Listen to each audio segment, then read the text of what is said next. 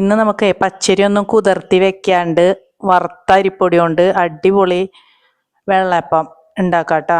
അതിനായിട്ട് വറുത്ത അരിപ്പൊടി ഒരു ഗ്ലാസ് എടുത്തിട്ടുണ്ട്. പിന്നെ ഒരു കയ്യിൽ ഞാനൊരു തവിയാണ് എടുത്തേക്കണം കേട്ടോ. ഒരു തവി ചോറ്, ഒരു തവി നാളികേരം, അതുപോലെ ഉപ്പ് പാകത്തിന്, ഒരു ടേബിൾ സ്പൂൺ പഞ്ചസാര, ഈസ്റ്റ്, അതൊക്കെ ചേർത്ത് കുറച്ച് വെള്ളവും ചേർത്ത് നന്നായിട്ട് അരച്ചെടുത്തിട്ട് ആ ജാറ് കഴുകിയ വെള്ളം കൂടി ഒഴിച്ച് കഴിഞ്ഞിട്ടുണ്ടെങ്കിൽ സെറ്റ് സാധനം. അങ്ങനെ നന്നായിട്ട് ഒന്ന് അടിച്ച് വെക്കുക. നമ്മൾ രാത്രി കിടക്കണ നേരത്ത് ചെയ്ത് വെച്ചിട്ട് മതി.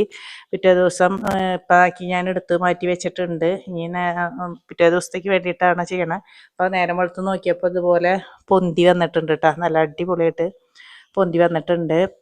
അപ്പോൾ ഞാൻ ഈ വീഡിയോ ഇതിന് മുന്നേ ചെയ്തിട്ടുണ്ട് കേട്ടോ. 2 കൊല്ലം മുന്നേ ഞാൻ ചെയ്തിട്ടുണ്ട്. അപ്പോൾ ഇത് ഇന്ന് ഉണ്ടാക്കിയപ്പോൾ ഒന്നും കൂടിയും വീഡിയോ എടുത്ത് കാണിക്കാമെന്ന് വിചാരിച്ചു. അപ്പോൾ നല്ല അസല് വെള്ളയപ്പാണ്.